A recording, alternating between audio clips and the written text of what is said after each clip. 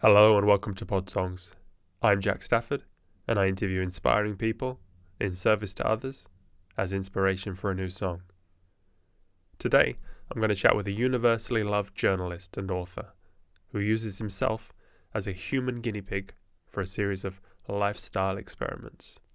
He's written 4 New York Times bestsellers that combine memoir, science, humor, and a dash of self-help. He's also editor-at-large at Esquire magazine, a commentator on NPR, and a columnist for Mental Floss magazine. This interview sounds a bit like Louis Theroux interviewing Adam Sandler, but I think you'll enjoy it. I did. Let's give a big welcome to AJ Jacobs.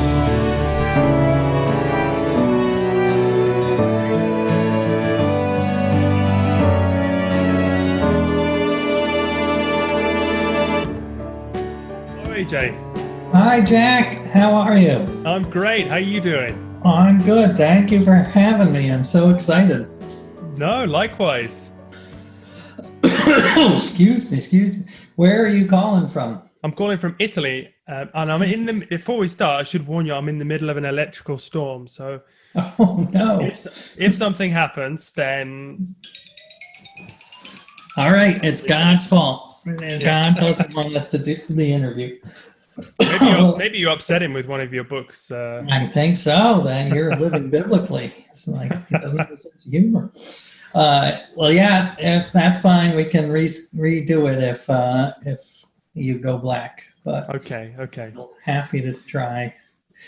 Yeah. So very. No, and well, by the no, way, I went on your website, which I very much enjoyed. Loved the new video with people singing from all over the world. That was awesome.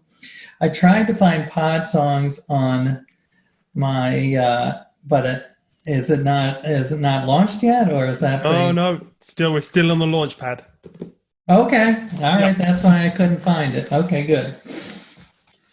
No, but thanks for taking the time to speak to me. I knew from your lovely emails and from reading your book, Thanks 1,000, which I finished before the interview because well, it has 2 of my favorite qualities in a book. It's very, very good, very well written and easy to read, and secondly, it's short.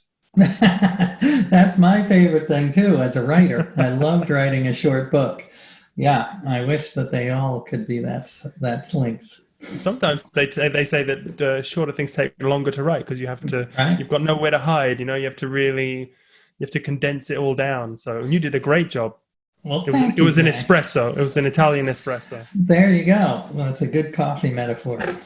Yeah, I mean, it was maybe that's a good place to start. We can chat about that book, which, I mean, you thanked everyone. Well, you thanked 1,000 people who helped bring your morning cup of coffee. That's it. That's exactly what I did. So I took it. I knew the importance of gratitude and how it's so key to our mental health and physical health. But I am not by nature a very grateful person. I'm sort of, we all have the Larry David side of our personality and the Mr. Rogers side. And I felt my Larry David side was a little too strong. So I decided, let me try this experiment in gratitude.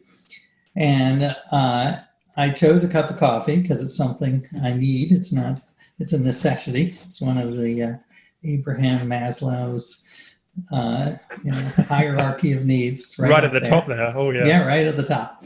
And so I started small. I just thanked the barista, but I went wider and wider, and I ended up thanking 1,000 people, and people I just never expected.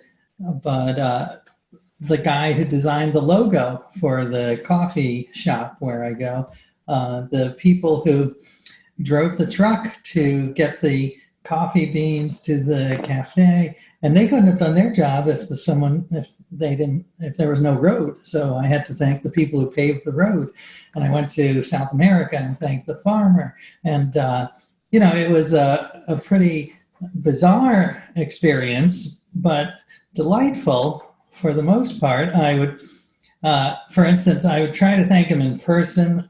Sometimes I did it over the phone. I called this one woman who does the pest control for the warehouse where the coffee beans are stored. And I said, I know this sounds strange, but I just want to thank you for keeping the bugs out of my coffee. And she said, well, thank you. I don't get a lot of acknowledgement. And she said it was like an anti-crank phone call, like the opposite, a bizarro crank phone call. And it just made me realize we're so interdependent.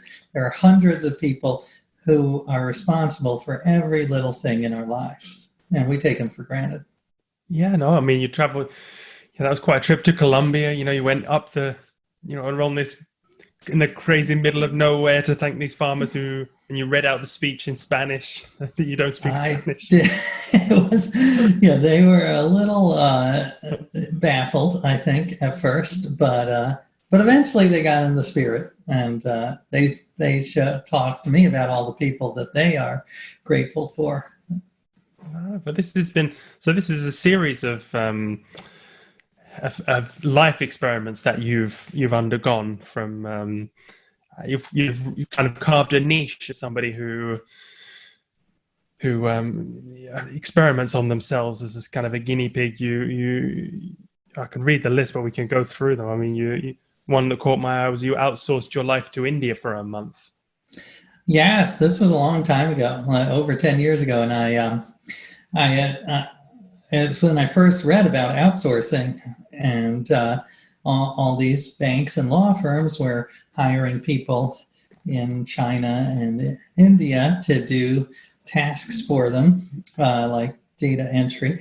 And I'm a writer, so I don't have a corporation. It's just me. But I thought that this sounded pretty great. And I said, well, what if I just tried to outsource everything I can? And so I did. I outsourced. I hired this team of people in Bangalore, India, and they answered my phone and they answered emails for me. But they went all out. So they argued with my wife for me. How did that work? How did that work? Great. I loved it. Who won? Well, in the end, she kind of won, because what happened, I'll give you an example. My wife got angry at me. I forgot to go to the cash machine. So I said to my wife, hold on a sec. I don't want to argue about it. I'm going to outsource it. So then I emailed my Asha was her name in India. And I said, Asha, my wife yelled at me for not getting cash. Please apologize, but remind her that she forgot the car keys the other day and she did this and that. So it was sort of like a little petty dig at my wife. So Asha's like, okay, I got it. And then she emails my wife this like groveling apology with no mention of the sort of the passive aggressive, and she included like a gif of hugging teddy bears. And my wife, so she was my censor. She cleaned me up and made me so much nicer. And my wife was like, oh, that's so sweet. And I was like, all right, I got my little pettiness out in the email to Asha, and she just got rid of it and made my marriage better. Gosh, this could become some sort of, because you live in New York, yeah. I mean, so this was 10 years ago. I mean, I just heard about something else in New York recently. I heard this thing called Rent the Runway, where What's that? You can rent your clothes. Oh, yeah, interesting. So get like fancy clothes. Well, I think it's not for people like us who, don't dress up for work, so to speak, but people who are, if every day you have to wear a suit, or particularly maybe ladies who have to change, who wear smart clothes but the latest fashions, so they know your size, and every day they bring you the new clothes, because you have to get your suits dry cleaned anyway every day, your clothes. Right. So you might love that. Yeah. But this kind of, I mean, outsourcing like you did 10 years ago, you're probably ahead of the curve there. There's probably people now outsourcing relationships, and because you have these apps to get you the relationship. There's a long list. But where's the follow-ups? Yeah, no, it's absolutely true. I think that I hired this company that worked for law firms and banks, but they saw the potential of this and started a separate company which was devoted entirely to virtual assistants for people who wanted to outsource their relationships or their hotel reservations. So it was interesting. It was the first and only sector of the economy that I helped create. Well, that's no small claim to fame. I didn't even see it on your Wikipedia. I'll have to get in there and add that later. I should feel like it's a public service that I add your. So what else did you? Because yeah, I mean, how much have you got them to read bedtime stories to your kids as well? I mean, they were on the phone reading. They had lovely. I remember in a heavy Indian accent though. It was a heavy, and they didn't have any children's stories. So I think he read the Times of India, like about some coal strike. So maybe, but it worked. Put my kids. I will tell you, one of the most effective. It sounds like a joke, but it was honestly super effective. I outsourced my worrying. I was worried about some deadline for a book, and I knew that worrying is not useful, like this, just going over the same thing. So I asked Asha, can you worry for me for 15 minutes a day? And weirdly, just knowing that someone was taking care of that, it really was a weight off my shoulders. And I have since, you don't have to hire someone. I find another good strategy is to trade worries. So if you're, say, worried about, your kid getting bad grades and someone else is worried about their car payments, you trade worries. So you worry about that. Right. And it takes away the sort of the emotional weight. But you still feel like you're getting something done. Yeah. And I love it because worry to me is one of the biggest wastes of human problem solving. That's great, but worrying where you just go over the same facts over and over without a solution, just a real waste of human energy. Oh, exactly. Because we have no, like you say, you think it's something that needs to be done, but you really don't have perspective on it. It's like if your watch gets broken, and then, you can worry about that for a long time, for example. But then your friend's watch is broken. It's just a watch. What are you worried about? It's true. Your worries are petty. You're such a petty person, yeah. But if it's a genuine worry, like how am I going to get my kid into university, or how am I going to pay this? But they could worry about it for you, but in a genuinely dispassionate way and clearly problem solving to find the right. Yeah, it takes away. I feel I do a lot of magical thinking. Like if I don't worry about this, then it's not going to be solved. But worrying, as I say, it doesn't solve. It just makes you miserable. So this is sort of I can do my magical thinking, but without the pain. Exactly. Well, your magical thinking is very important. You've built your career on it. Thinking of these original. So, do you have like a lot? Because obviously I'm reading the short list now. I'm reading the things that actually worked. But do you have like a disaster list of things that you have the long list? Oh, yeah, that's a good question.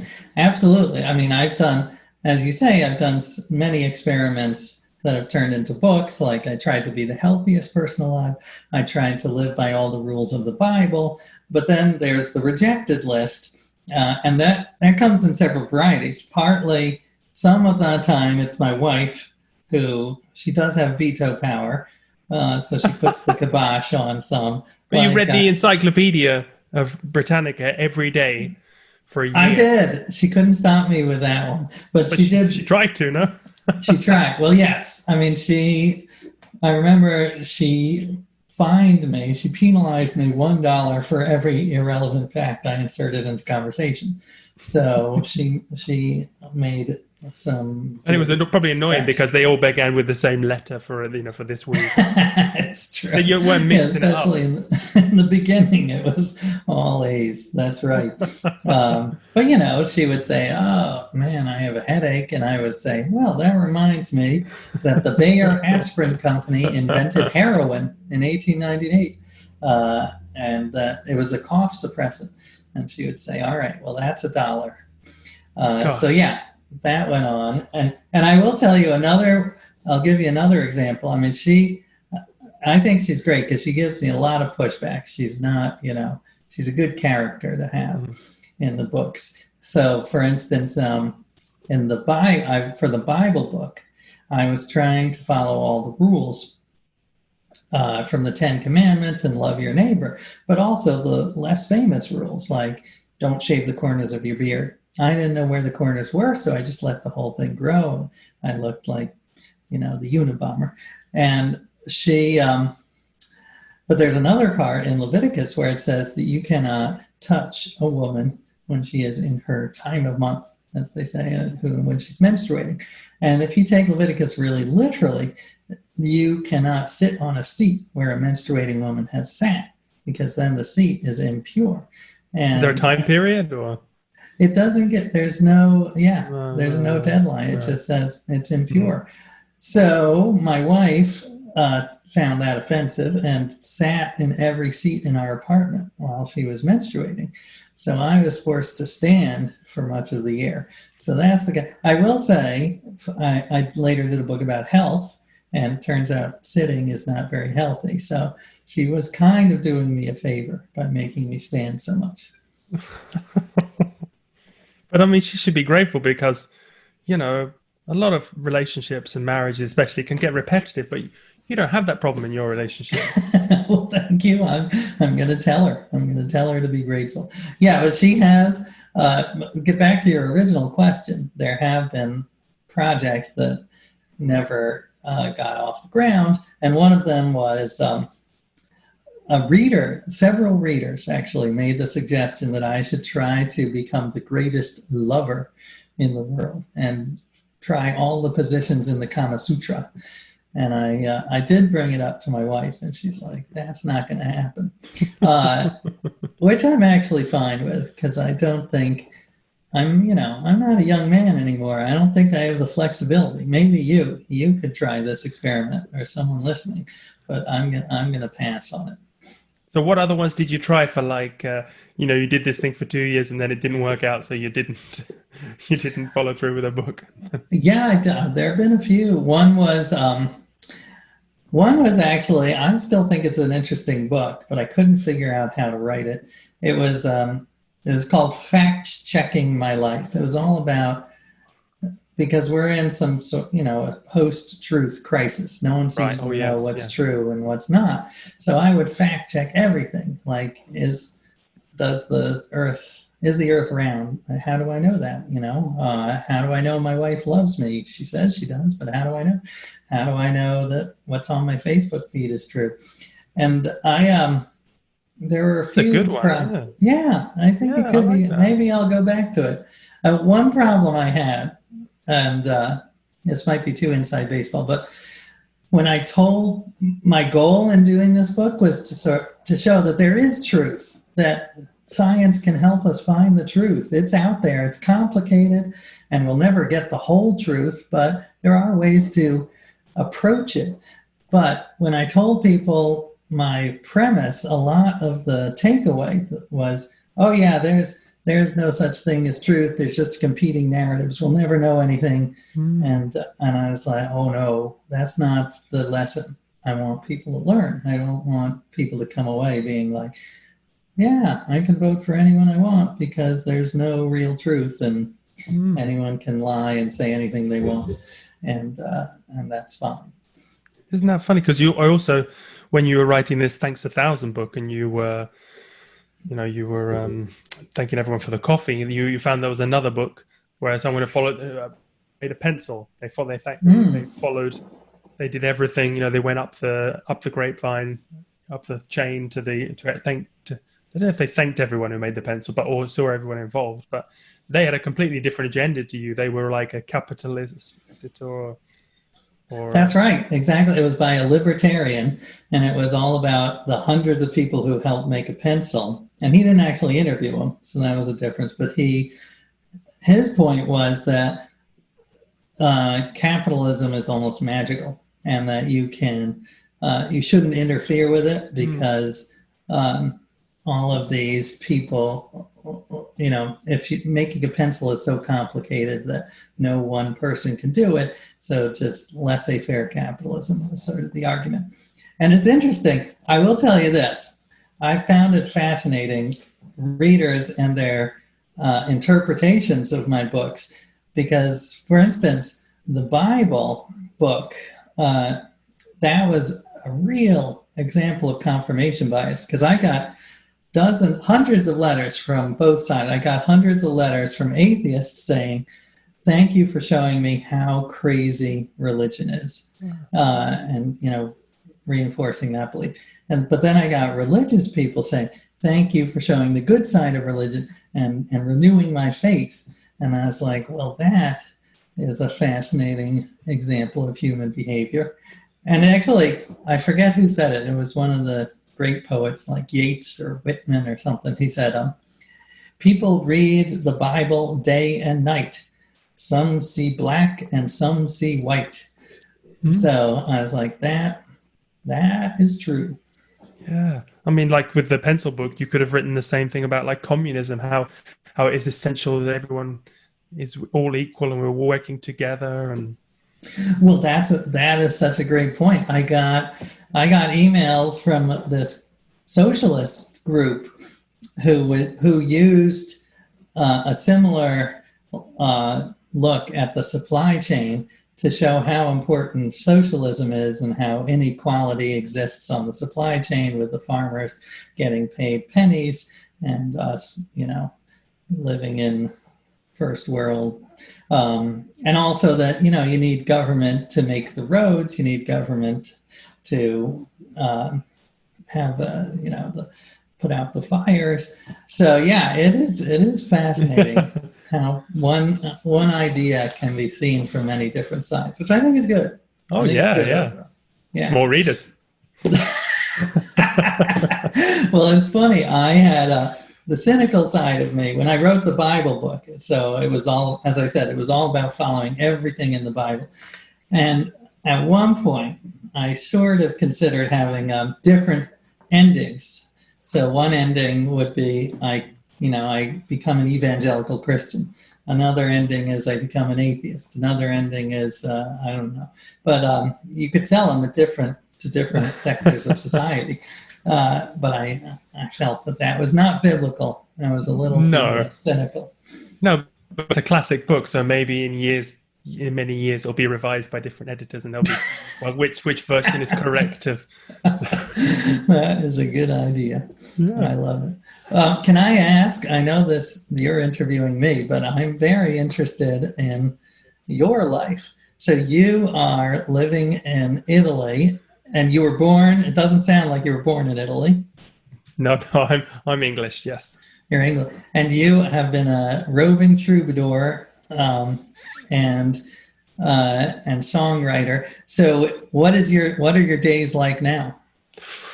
Well, pretty quiet, really. I mean, that's probably one of the reasons I've been able to do this project, is because if I lived in New York, like you do, I don't know how you find the time. I guess you're just overstimulated, so you're cutting.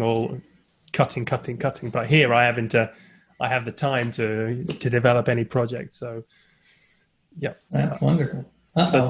Yeah, it's the electrical storm, but I'm tethering. Don't worry. This is just. Right. I'm living in the countryside here in the south, so. That sounds lovely. Where you're in the Amalfi Coast. I went to the Amalfi Coast with my wife, and that is crazy beautiful.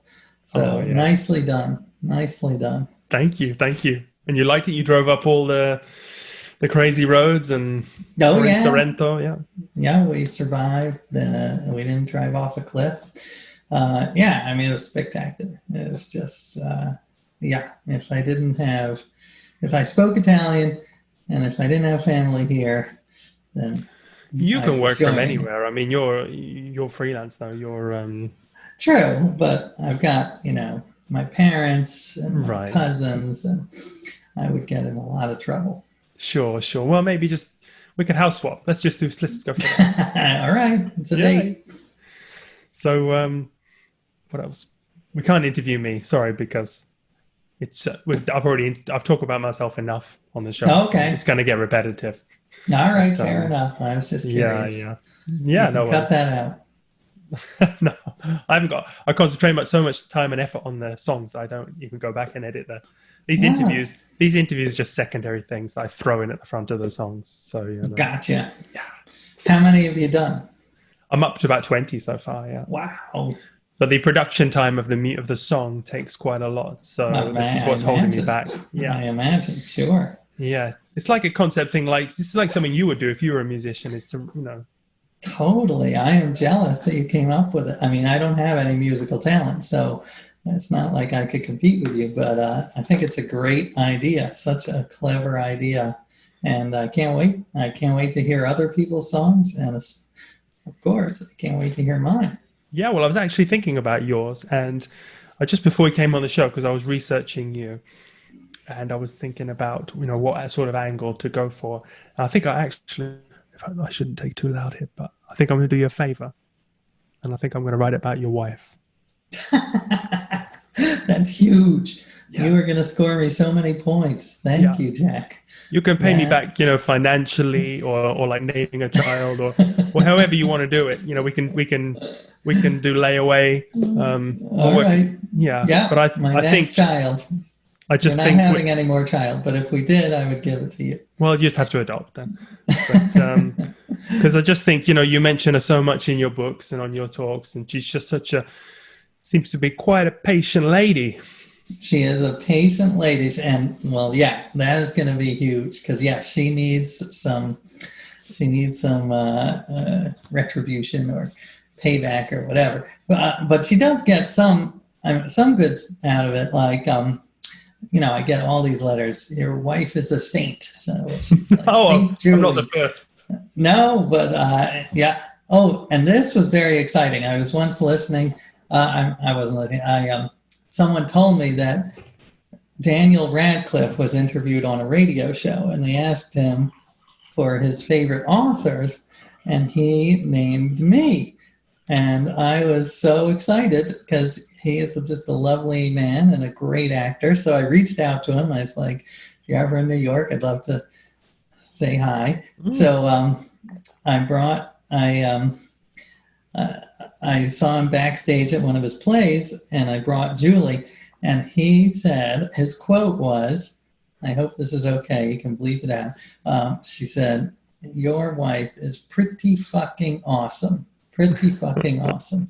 So she has she has many fans. She has many fans, and she is pretty fucking awesome. So that was exciting. That got me.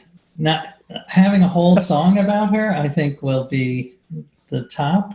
But that was a good lead in. So I get to go over Daniel Radcliffe. That's like. I'm trying to give you more material for the song. So you haven't written the song yet, is that correct? No, because the idea is that you're the kind of guy that I would love to have as a friend. You're just so interesting to talk to. That's the great thing about doing this podcast. So I get to chat to people like you. Lovely. You would be a great friend for me as well. You're somebody like I'd like to take to my grandma. God rest her soul, and introduce her in a purely platonic way, and say, "This is my friend." Don't worry, Grandma. I am much older than you, so I'm insulted. Because you're the kind of guy my grandma would love. You're so well spoken, and I'm sure your grandmas love you. I do. Well, it is funny. I do. You've got kind of a boyish face. Well, thank you. That's very nice of you. I'm told that partly it's due to low testosterone. So that takes the edge off. I know. I was very excited when I did my health book. I explored every part of my body, and they tested everything, and it turned out I had low testosterone. Okay. And the doctor's like, we can give you booster shots, or you can have a testosterone patch. And I said, well, what are the advantages of that? And he said, well, it would increase your sex drive. And I was like, why would I want that? that is not something that at this point in my life I need. Now It's you're like- sounding like what's the comedian we were just talking about? Seinfeld. Atlas? No, he moved to LA. Curb Your Enthusiasm. Oh, Larry David. Yeah. Okay. Now you're sounding. Now you're getting into the Larry David mode. Now I can. Well, it's just that, Why would he want that? Why would he want? I won't. There's no out. Like, unless I have extramarital affairs, there's only so much, that I can. So, I mean, how many times? I'm with you on this. Right. So, and I've talked about this in my book. So it's not. But so I turned it down. And I said, well, are there any upsides? Did you consult Julie on this? Oh, yeah. She was like, no, what we have is fine. We don't need more. Like, there's no reason for that. So she, but I asked the doctor, are there any upsides to having low testosterone? And he said, well, you're not going to go bald, and you're going to look younger and age a little more slowly. So you took estrogen. Yeah, I want it lower. Get me lower. No, I'm fine with my level. It's it's below average, but it's not like rock bottom. So I'm happy with it. It reminds me of a joke. I'm very bad at telling jokes, so I'll tell you the basics, and then you can improve it and write it down and read it out. But it was some joke about a man who got his penis cut off, and he went to the hospital, and the doctor was telling him the different penises that he could have. Because the different qualities, they were more expensive. There was a scale, yeah. It's always that you're in America, about healthcare. It's expensive. Oh, sure. They upsell you, yeah. Yeah. So and then they said, you should probably, it's quite a lot of money. You should talk to your wife about it. And so the wife comes in, and then they discuss it, and then the doctor comes in and he says, what did you decide to do? And he said, well, we're going to get a new kitchen. That's good. That's very funny. I like it. Yeah. So where I did once. Another experiment was I decided to find the oldest jokes in the world and see how they would translate in today's world. Okay. So Okay. I researched it and I found like these Sumerian jokes and Greek jokes from 400 BC. And then we collaborated. It was a radio piece. I collaborated with the great comedian Jim Gaffigan. I don't know if you know Jim Gaffigan, No. but he's very wholesome. So we gave him these 3,000-year-old jokes to do on stage and watched him. And he's such good delivery that he pulled one of them off and sort of pulled a couple other ones off because they are hot. I mean, the only one, I'll give you two examples. One that sort of translates to today is a guy goes to his barber, his talkative barber, and the barber says, how would you like your haircut? And the man says, in silence. So, yeah, I mean, don't kill a messenger. I'm just. No. I didn't write it.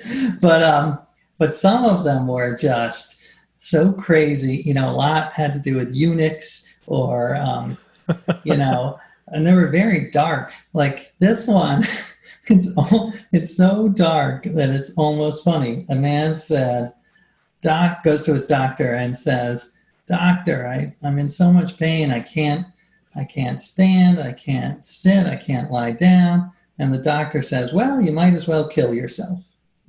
Yeah. It's not like even a joke. It's just a horrible situation.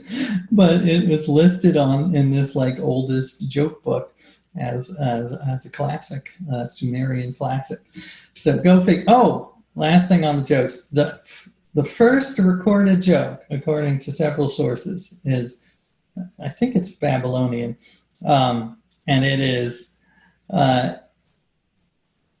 essentially, I'm paraphrasing, but there's never been a husband who gets married to a new wife who doesn't get farted on when she's sitting on his lap. How do you know How do you know they were jokes and not just? I mean, that's a good question. They were, I mean, they were framed as like, here's a joke book. So I guess they translated the word joke. But I mean, I think if I were to translate into more like modern Seinfeld language, it would be something like, you ever notice that when you're dating a girl, like, you know, she's all perfect and she never farts. And then as soon as you get married, it's just Seinfeld, like, she lets it go. So that, I think, was the germ of the humor there. But it was, I think, it, you know, it says a lot about humans, for better or worse, mostly worse, that the first recorded joke is a fart joke. But probably if you took jokes from, I don't know, 50 years, 100 years ago in America, they wouldn't even raise a smile, no? Well, that is true. I do think that humor has a shelf life. Some stuff lasts, but yeah, I mean, I did an article once about, you know, how does old comedy stand up? And I mean, a few things. First, it is like I showed my kids the Marx Brothers, and they were like, this is so slow. And I had always thought that the Marx Brothers were like rat-a-tat-tat. They were like super fast. But compared to today, where there's literally like on 30 Rock, there's a joke every second. I can't watch that. I cannot watch it. It's just... Really? I can't... I had a... Not for a book, but I just turned off TV for a while as an experiment. And when I came back to it, it had all like accelerated.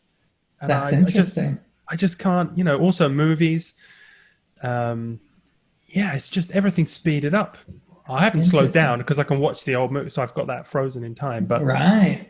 Well, that's nice. Yeah, it's terrible. Well, it's funny because I think you would disagree with me strongly and maybe not introduce me to your grandma. But one thing I have started to do is to watch TV and movies on double speed. Oh, movie. I know people listen to podcasts on double speed, but yes. Movies. Modern movies or old movies? It depends on the movie. It's like I watched this movie, Manchester by the Sea. Okay, And that one, I was just like, something's got to happen. I got to speed this up. But they deliberately pace these things slowly. I know. Are you the kind of guy that goes to the opera and just, you know, is just doing a slow clap? Or what are you?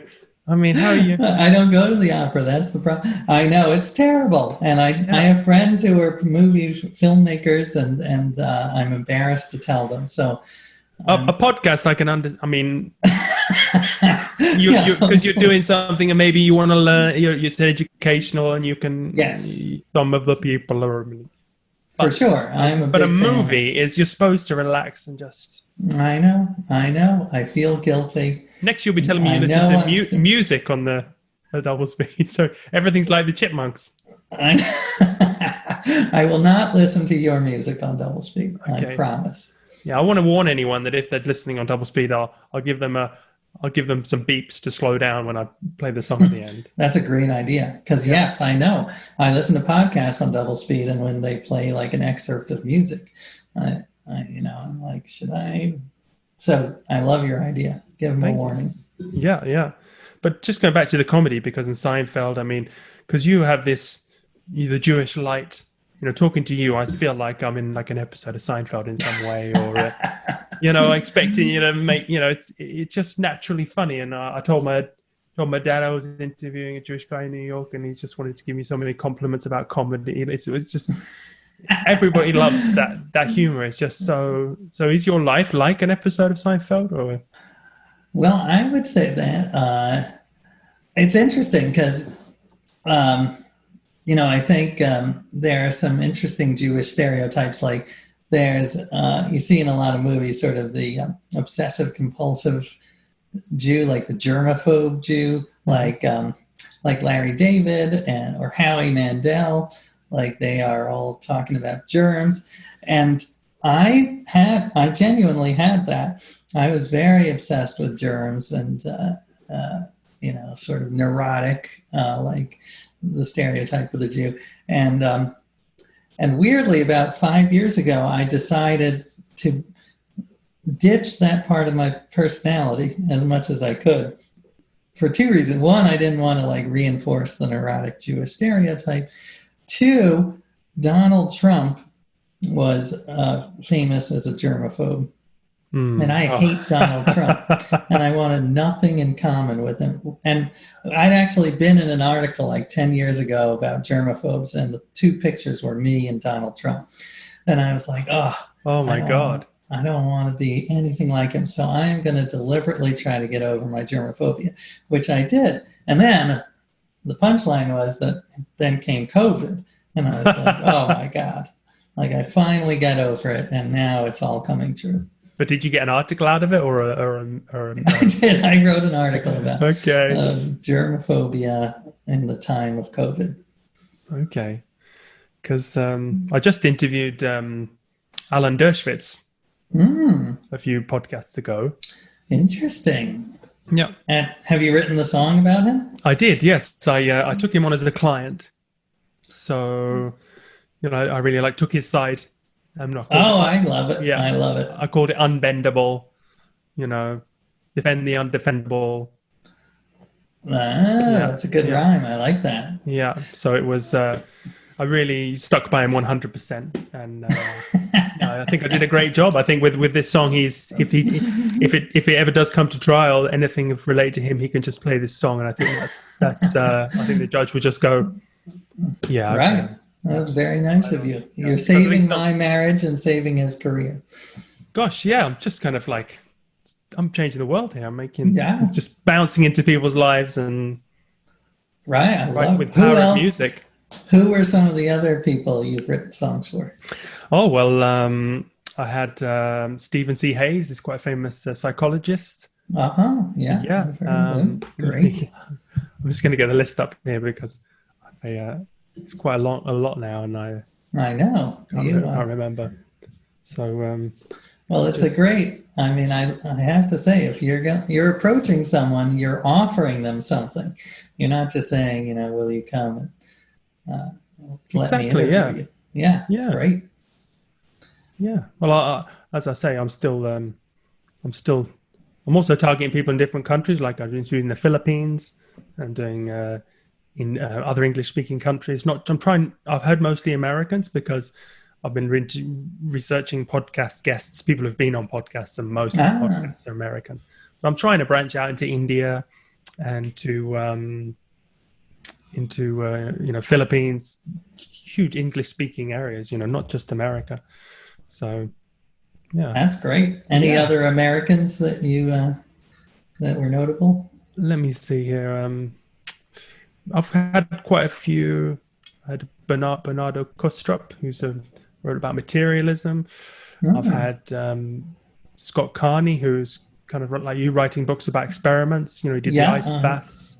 Oh, yeah. I've met him, I'm pretty sure. Okay. Well, I'll tell you, when I told my mom that I was going on your show and that you had written a song, like, she was so excited. She emailed back and was like, you've turned into an icon. Like, wow. Yeah. But now it's your wife. Yeah. Well, that's true. They do get along, so I think it'll be okay. But yeah, you're definitely helping with my family relations. Oh, thank you.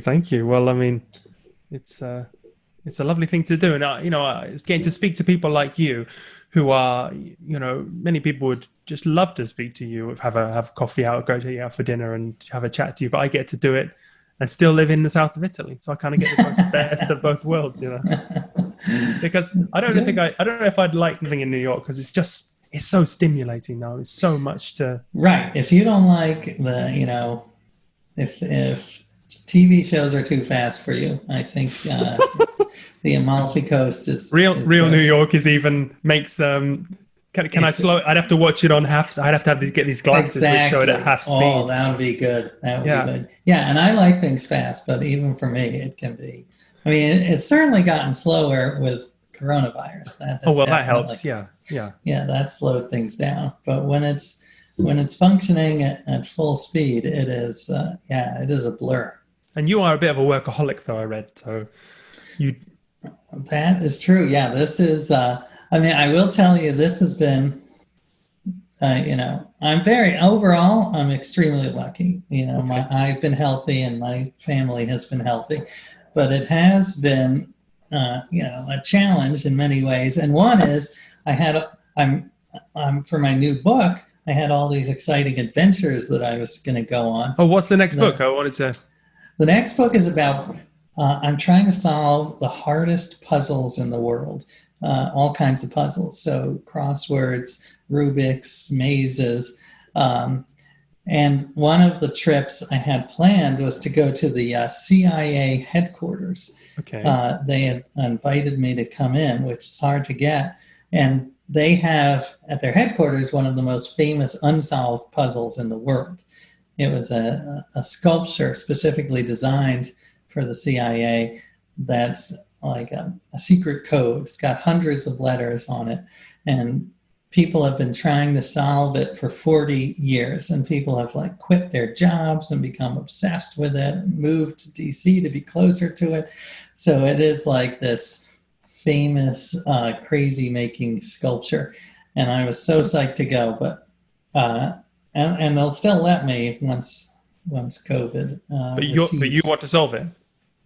I am going to solve it. I don't think I can solve it. I mean, it is hilarious. The number I'm on the email list of all of the, some of the top solvers, and I get like 20 messages a day. Maybe it's the Fibonacci sequence. Maybe it's related to Moby Dick. Today's was.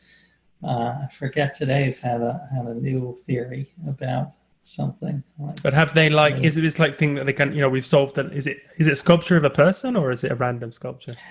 It is. It basically, it looks like a big rectangle, but it's got hundreds of letters on it. And they have solved 3 of the 4. There that's what I are was going to 4 ask. answers. Yeah. So yeah, but people are now wondering, is the 4th one just like a big joke? And the sculptor is like, this is a great 40-year-long troll. So it is, it's very controversial. And what were the other 3 about? Like what?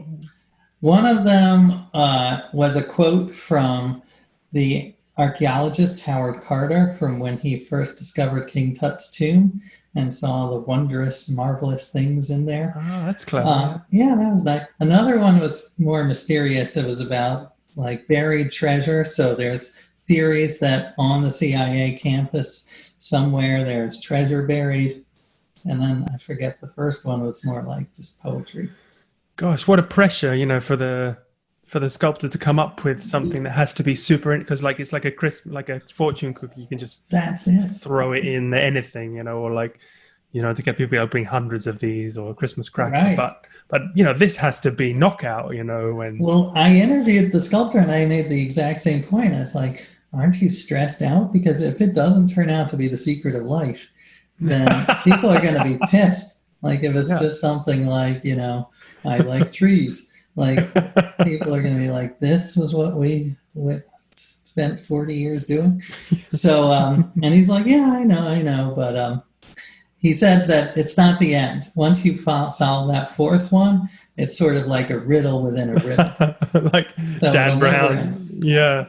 He actually is cited in one of Dan Brown's books, and he's pissed at Dan Brown because Dan Brown didn't get permission to cite him. So, yeah. I wanted to ask you about someone who you mentioned in your book, Will McCaskill, about altruism, and you cited him quite regularly. How did you meet up with him? And because he's this young guy in England, you're in New York, and you were asking him for all this ethics advice. It's like I am a huge fan. He's a hero of mine. He is very young. I don't know. He's like 30, 32. Yeah, 33.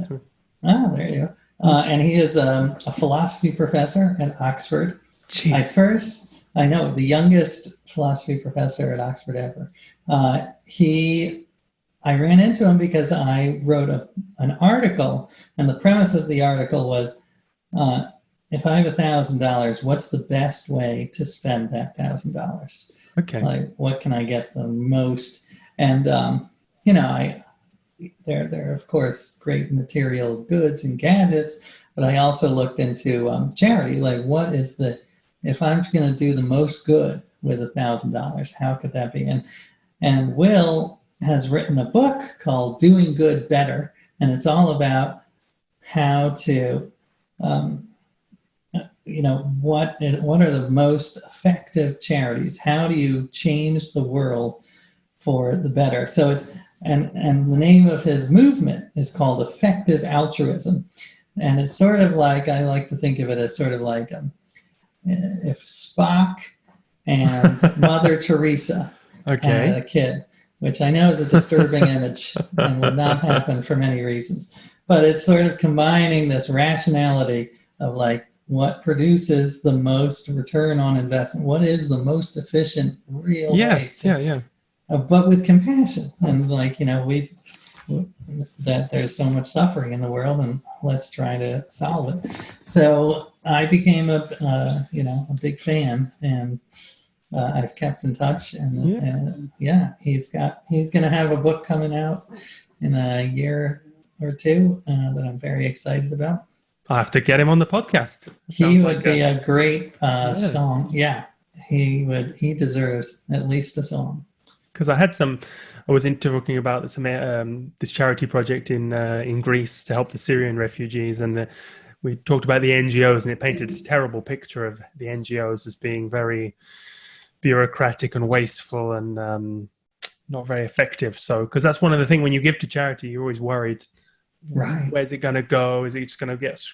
Am I just paying for the chain here? Is it going to go to the end? So he really goes and he says, "This is good charity." Right. And there's a great organization called GiveWell, where they go in, and they're these former Wall Street guys, and they go in and really like go through the books in super detail to find out like, where is the money going.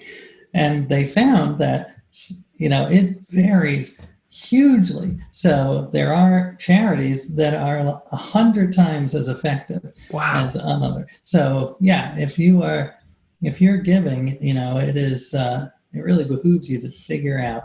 They're a great source. I recommend them, givewell.org, because they have a list of charities that they find really effective. Okay. Yeah, one other thing I saw in your book was another interesting idea about just some of those things you never think about, but you just celebrate. When you celebrate your birthday, everyone gives you presents. Everyone gives you a slap on the back. And your mother, who did all the work on that day, however many years ago, doesn't get a look in. I'm so glad you noticed that, because I think about that all the time, on my birthday, on other people's birthday. I mean, yeah, the mom is the one who did the hard work. She was the one who was like in extreme pain, forcing this thing out of her body. Yeah. And, well, it wasn't easy for me. That day was difficult too. That's true. Yeah, I don't want to minimize it. Like, your head was distorted and it wasn't easy. But she was there too. She was like, she was, and so I thought, one option would be to rename birthdays to Labor Day, but Labor Day has already been taken, so that's not going to work. But yeah, I think. Oh, Mother's Day. Oh no, Mother's Day. Yeah, that's also taken. I think between us we'd be able to brainstorm a better name, but obviously.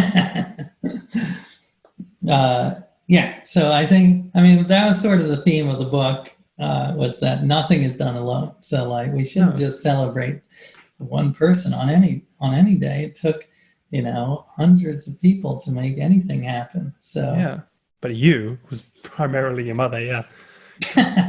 Your dad had a part as well. Yeah. But yeah. That's just the one. Seeing again, just making me realize how ungrateful I am. Just that one part, Well, I think we're wired to be ungrateful. We're just, it's a discipline. It's something you have to practice. And I wrote a book on it, but I still struggle with it every day. But it's one of the major secrets to happiness, isn't it? For the bliss brain or the happy habits is to just emanate this gratitude. And it's like you say, when you outsource your worries to someone else, if you have that real gratitude, then even if you're kept waiting for something, you're just still grateful for every moment, and swell, don't you? So Oh yeah. I mean, I think, as I say, it's not easy. So I still have the Larry David side, but I'm working on it. But it's funny. but It's funny. You should keep some of the Larry David. all right. Yeah, I mean, I like watching his show. Don't get me wrong. It's just I don't like being inside his worldview. But I think that there's a great quote from a monk, a Benedictine monk, that said, he said, happiness does not lead to gratitude. Gratitude leads to happiness. And I think there's a lot of truth in that. Yeah, you said it. Another book about how it's your behavior that changes your mind, not your mind that changes your behavior. That is an excellent analogy. I never made the connection between those two, but yeah, you're absolutely right. That is very similar. And yeah, that's been one of the huge lessons of all of my projects. Just acting in a certain way will change your mind. And I'll just give you one example. I remember doing the health book, and I would wake up every day, sort of despairing because it's such a huge topic, and I am not, I'm not a great athlete. I'm not the healthiest person alive. But well, you were for a couple of years. Well, I was trying to be, but that's what gave me despair. Is like, this is it's a huge hill to climb, and how am I ever going to write this book? But I acted as if I were confident. So I sort of pretended to be optimistic, and I would do things an optimistic person would do. I would call up the top experts in any field and request an interview. I would call my publisher and say, let's start planning publishing the book party.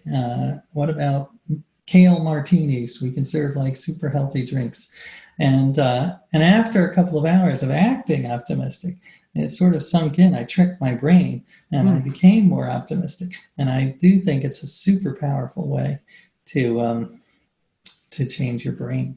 Yeah, because you said you went to the hospital and how difficult it was to be unhappy when you're walking around a hospital, and that's kind of all tying in together. You can go to a hospital with that attitude, or if you could be a nurse there or a doctor and you work there every day, but you don't have that attitude, and you're not really happy to be there, and you're still caring for these people, but you don't have that caringness. You won't benefit from it in that way. And it's also tying together what you say when you write a book. You could write the book in this way, and someone else writes a book about the pencil and it's meant for this way. So it's just all about that, having that motive, no? Agree. Totally agree. And I mean, you can. I think if I didn't force myself to act in certain ways, then I would be a mess. So for the gratitude book, it was interesting because I had the same experience. I would wake up sort of grumpy, my default mode, but I would force myself to write these thank you notes. And I'll tell you, I am still doing it. I wrote. Oh yeah. As part of the book, I said I would write 1,000 thank you notes to readers to thank them for reading my book. And so they signed up on my website and they wrote little notes to me, some request like, can you write it to my ex-wife, which I thought was nice. Thank my ex-wife. So you're doing the same thing with it's all tying together. I can't believe the synchronicities. Exactly. Well, we scripted this. Yeah, we did. I think we did. But anyway, so just so you don't think I'm like, super productive, it's taken me about almost 2 years to go through this 1,000 list. So, but do you get also your Facebook fans to followers or writers to write your articles as well for you? There you go. Yeah. Well, I will say, that I think you're meaning I did an advice column for Esquire magazine, and the premise was that people would write in questions like, how do I get my house guests to leave? Like they're staying for 2 weeks. And my idea was, I don't really know. I'm I didn't go to psychology grad school, and but maybe the wisdom of the crowds knows, because I have about 70,000 Facebook followers. So maybe among them, there's going to be some great advice. So I would post the question on Facebook, and people would write their answers, and then I would curate it and post it on Esquire. Now, I will say that, it may seem like they were writing, but it took me far longer. I'm going to say that. Yeah. So it was not much of a scam if I was trying to outsource. It's like if I ask people to write the lyrics for this song, it's just faster. I do it myself. That's it. Yeah, I could have done much faster without their help. But it was. I thought it was a fun experience, and people loved being quoted. So, I would still do it if I had the time. No, but I mean, the projects, they must take so much time. I mean, I really admire you for... Well, thank you, Jen. Yeah, I mean, I love my projects. You're not picking the easy projects, are you? I mean, you're not making your life... you could make it a little easier, no? What does Julie say about this? Let's try and bring it round. Sure. Yeah, well, she is always saying... Well, she says two things. One's like, can't you do one like, write a biography of Eleanor Roosevelt or something, where you don't have to grow a beard. And then the other thing is that she didn't have a beard, no. No. And the other thing is that Julie, she has, she's like, well, if you're going to do it, at least do it something that I would like. Like, let's go to, the Amalfi Coast. There you go. A year on the Amalfi Coast. Yeah, a year in Provence. There you go. Exactly. That guy got easy. Yeah. I guess he had building trouble. Right. I remember that now. Yeah. But yeah, that was it. Like, go to the best food in every country or something, which we can't afford. Yeah. Now you're thinking. Yeah. No, but you'd get it paid for. You'd get it sponsored. I suppose that's true. Yeah. All right. Well, when the kids go off to college, I will. Well, if she's not satisfied, she will be hopefully satisfied with the song. Well, the song's going to be. You're going to be good for at least till the kids go to college with jobs. So, I mean, my girlfriend, she's a sailor, and she wants me to do the podcast from buy a catamaran or something and go sailing around the world and that. But she just sailed through. Well, she sailed through a tornado last week, so I kind of put it. Yeah, kind of put the kibosh on that, really. Where was the tornado? It was just in the south of Italy. Yeah, it's tornado season for a couple of weeks in August. Oh my! And she's okay. Well, she was a bit shaken up in more ways than one. A real tornado sailing through it. Yeah. So did the boat go into the air like in the Wizard of Oz? No, it didn't actually. It wasn't strong enough to suck it up, but. It was just water everywhere. It was like being inside a washing machine. Yeah. Oh my Lord! So that's good for me. I mean, that she survived, obviously, but right. I don't have to think about an aquatic life because it's one of those things. Smart. Like buying a house in Provence. It sounds glamorous. It sounds easy, but you're always thinking. I mean. You're in a flat. It's fixed. But imagine if the walls you were worrying about was pressing against the walls and. Oh yeah. No, I don't. Too much bandwidth. Oh, it sounds. Yeah. I mean, it is not my idea of a vacation. That is like hard work. Yeah. Okay. Well, so I'll just go and stick it around Julie. I think I've got enough about Julie and your I'm just going to make it that you are just so interesting. And then I'll make the chorus. The verse is about you and the chorus about Julie. So, because I want to keep your mum happy and want maximum happiness here. All right. Yeah. Don't make it like Will McCaskill would say, like trying to think of the world. So don't worry about my feelings, but if you make Julie and my mom happy, that would be great. Okay. Fantastic. Well, it's been wonderful chatting to you, and unless you've got anything else you'd like to add, then no, I can't. I had a delightful time, and I'm so excited. And just let me know when it's ready and when the podcast launches, and I'll get out the word. Thank you very much. Get it out to Daniel. Yeah, Daniel. Exactly. All right. Well, thank you, Jack. That was fun. No problem. My pleasure, AJ. All right. Talk to you soon. Take care. You too. Bye-bye.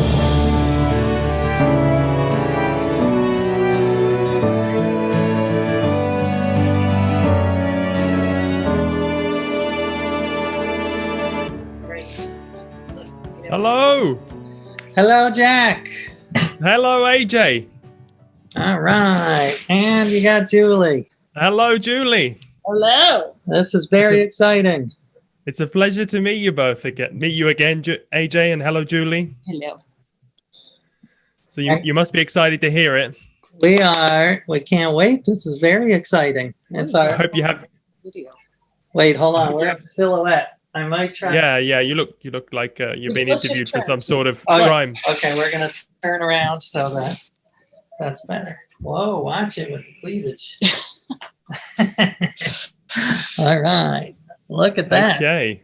You have your spontaneous reactions ready? We are, yes, we prepared nothing. It's All right. a script. All right. Oh my goodness. Set up my. And you did this, all the music, you played it yourself or did you have other people? I had some help. I had some professional help. Yeah. Nice. The best musicians in Italy. Nice. Okay, here we go.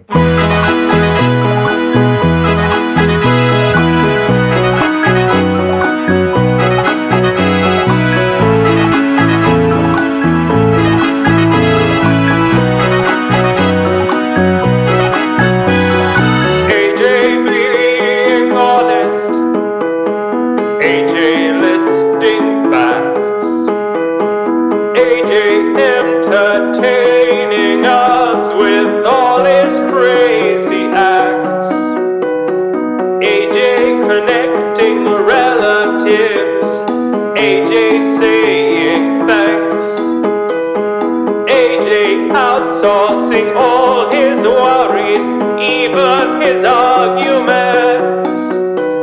We all love reading about AJ's life and that very saintly lady, AJ's wife. AJ joining Mensa, taking the Bible literally. AJ stoning adulterers in Central Park for all to see. AJ multitasking, AJ peeing in the sink. AJ staying in the moment by saying everything he thinks. It'd be fun to have AJ in our life, but not as much as poor old AJ's wife. Saint Julie must love him truly, 'cause she's living in a movie, the kind you watch slowly. Saint Julie came down from on high to take pity on that dorky guy on the 28th floor.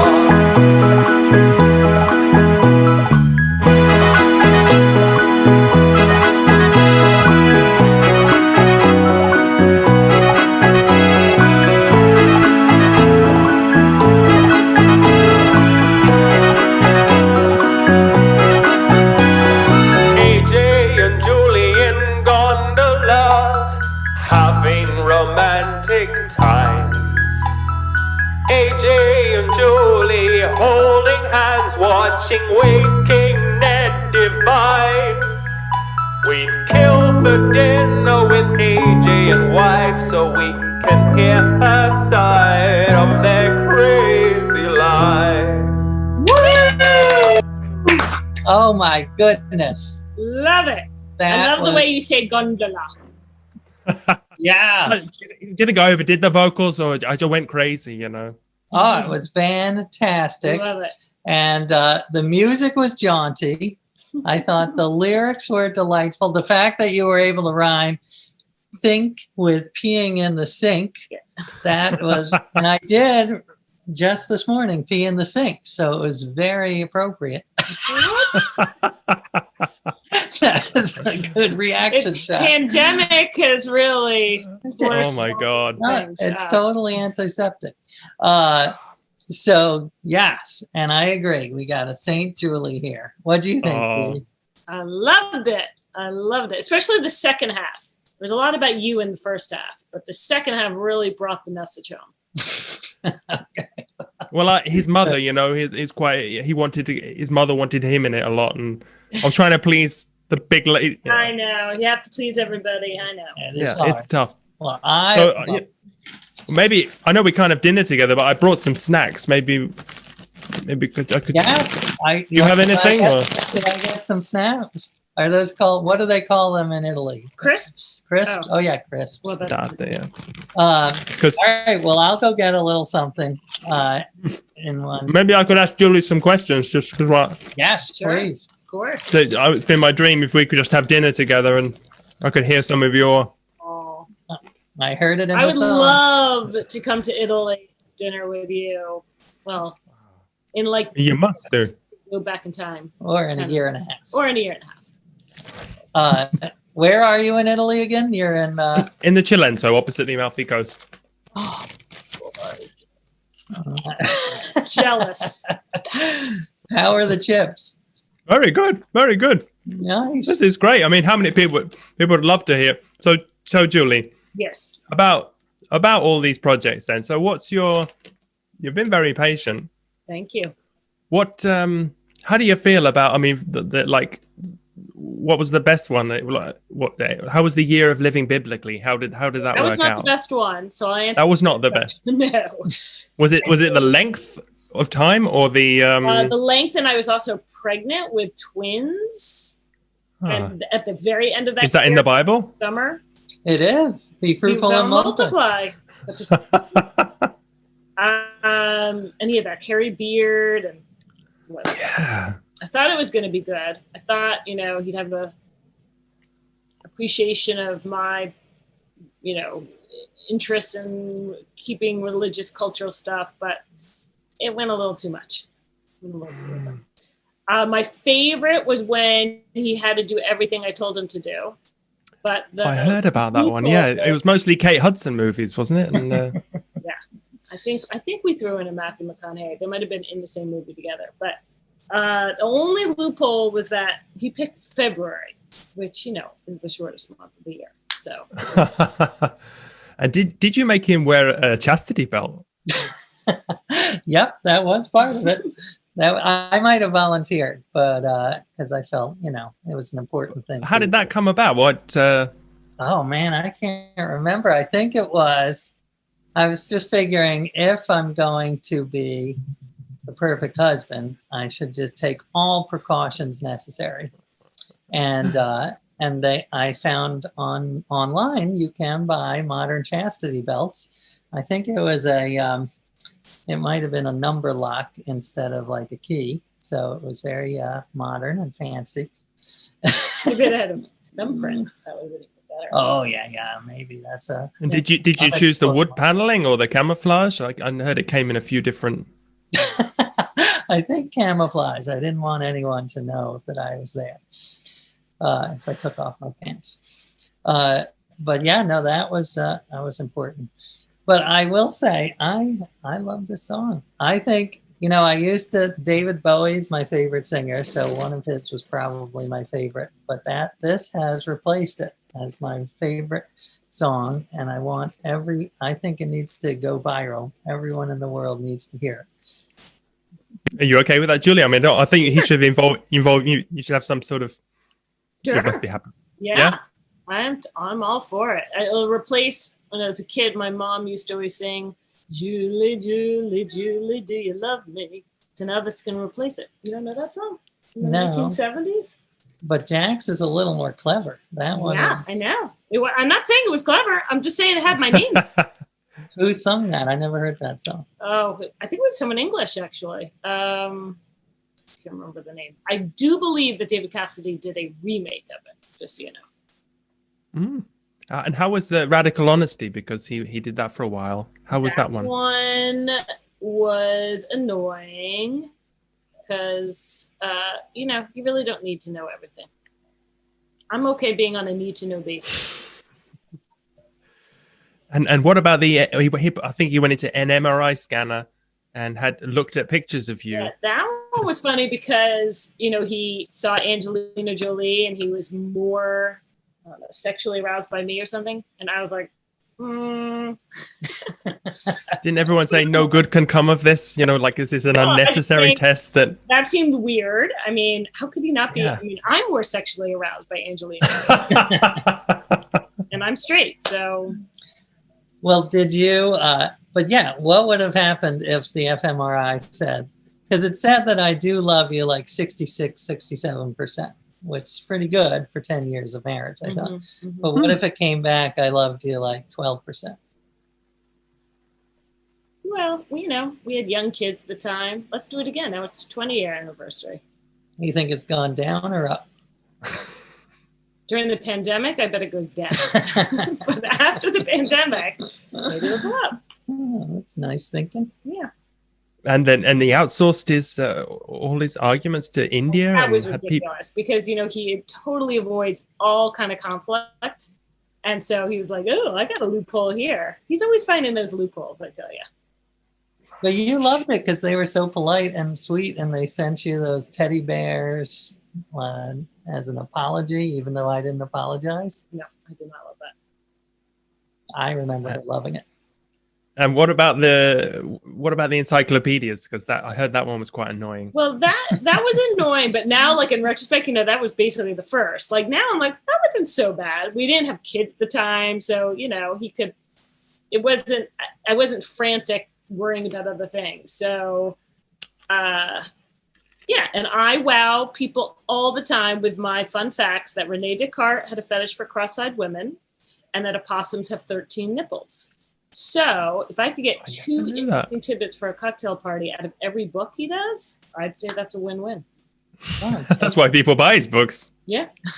So glad you remember those. He does like to remind me when I forgot something that will come up, like, something about the Electoral College. He's like, oh, you might want to read this book to know it all, blah, blah, blah, blah, blah. So you can't remember everything. That is. And when he did all the exercising with the living drop dead healthy, and I mean, was that good? Was he ripped then? I really like, because I really do think he needs to exercise more, and so he was really in a good pattern. Then he would go overboard. He took me to some more extreme stuff that I was not a fan of. The fasting, the juice fast. I wasn't very good at that one. It lasted like 4 hours. And then he took me to this like intensati class that was like cardio meets like, what's it called? Affirmation. No, not my thing. So, he always find like those quirky ones, but that one in general, I like the spirit of it. Mm-hmm. It just always goes a little extreme. And you still do anything from that one? Do I, or does he? Or does either? Any keepers? He's on his treadmill. That's I write my emails on my treadmill. I would keep on now, but I would. You don't want to hear my heavy breathing. So how's it going with the Podsong cast? It's going very well. How many amazing have you got so far? Well, I've done quite a few. I'm losing count, but yeah, I'm doing 3 a week. So this is quite a project. Wow. Yeah. And when's it going to launch? Well, when the people hear this, it will have launched. So, but I think in December. Yeah. December. All right. Yeah. Yeah. It's very exciting. I think it's a great idea. I've never heard another podcast anything like it. Mm-hmm. No, well, it's so fantastic for me because I get inspiration. I would never have written a song like this because, why? I'm shocked. We're such good subjects. Who was the most recent? I am now. Let me see. I just interviewed someone about who's could be a project for you. They drink their own pee. No. Yeah, it's called urine therapy. It's a big thing. No. Gandhi did it. Yeah. And do you filter it before you drink it? Like, do you put something in there? A lime or a lemon. Some people put in flavorings, yeah, just to get used to the initial. It's Ugh. supposed to. What nationality is that person? He's Dutch. Dutch. Yeah, but no, it's international. There's whole conferences for this. This is a big thing. Yeah, It's you can use it on your models. Use it on their faces as a. You would have definitely done that one for Drop Dead Healthy. Was that around then? There, yeah, no, I actually read about it, and I decided I'm a wuss. You couldn't do it. I decided not to follow that. You're supposed to. The best one, if you're going to try it, the best one to drink is the first one in the morning, and to get it midstream. Yeah, because there might be sediment or the first one, and then you get the midstream, and then down it goes. And have you tried it, Jack? Have you done it? I've gargled. That's as far as I've got so far. It's only. I think it could be a great article for you. What do you think, Julie? As long as I don't have to do my own, if I could be the control subject here, find him drinking his own. Well, that's what he wants to do. Would you kiss me if I? Oh, if I had to, life depended on it. Yeah, but I have psoriasis and I have dandruff, so I'm using it on my hair, and I do notice a little aroma. Because I'm doing it every day. I don't like to use shampoo afterwards, but like my girlfriend hasn't noticed yet, so I'm gonna reach that point when when she notices. I stop doing things. I don't know if you have this strategy, AJ. I mean, I used to keep my urine in a bottle in the bathroom because I have a compost toilet on the balcony. It's with sawdust, and you use that to use it. Yeah. It's very good for the garden. It's really, but I don't like to go on the balcony all the time because the neighbors are looking, and So I had a bottle in the sink, and I used to keep that. And she didn't complain, so I kept doing it. But one day I put it on the near the bidet, and she knocked it over, and the glass bottle broke, and urine went over, and glass all over the floor in the bathroom. And she drew the line then. That was the point that she reached. So I'm not just telling this story to make you look good, AJ, but that's great. That was really nice. Thank you, Jack. Yeah. We have a kid who really wants to compost, and I could just see how, with 4 boys counting him, there's a lot of urine in places I don't really want already, and I can just see it being disgusting. But good to know that you can. Yeah, well, it's a waste of good. I live in the countryside, so obviously it's very different. But in New York City, if we lived in the countryside, I'd be a little bit more for it. But I draw the line at number 2. The compost toilet, you have number 2s in as well, but you have to make sure that the temperature reaches. There's a little more finesse required in the composting process. You have to make sure it reaches a certain temperature to destroy any possible bad bacteria. But the Macadamia. Yeah, but urine's good. You're safe. Safe. Clean, delicious. It's clean. It's sterile. Yeah. Awesome. All right. Well, that was dinner. That was fantastic. That was delicious dinner. I'm so glad the urine really was like an aperitif. Yeah, that got me. We'll come to New York and we'll take you out for a non-urine dinner, or we'll come to I'll definitely take you up as soon as this. The whole of chaos has passed in 2025, about March. We said 2024. We're optimistic. Depends which astrology you're working with. My guy said March 2025, so I'll book a ticket then. But definitely let me know when it comes out so I can publicize it. I think I will definitely do that. And definitely. And I can't wait to hear your other songs. Oh, thank you. Does Alan Dershowitz's song also have peeing in the sink or anything like that? No, that's a very serious piece. Yes. I tailor it to different. Understood. There's many emotions in. I'm a multifaceted artist. That's you. Well, thank you again, Jack. No worries. My pleasure. Thank you. All right. Nice to meet you. Nice to meet you. Thanks for the inspiration. Oh, thank you. Of course. Thank you. Bye, right. Jack. Bye-bye. Thanks for listening. If you enjoyed the show, please rate and review it on your podcast app. Search out the song on any of the major music services, or you can download directly from podsongs.com. Buying the song directly is the best way you can help us financially. Thanks to Maurizio Sarnicola and Massimino Vodza for working with me on the music, and Dori Verba, my researcher. And thanks to you, the listener. See you next time.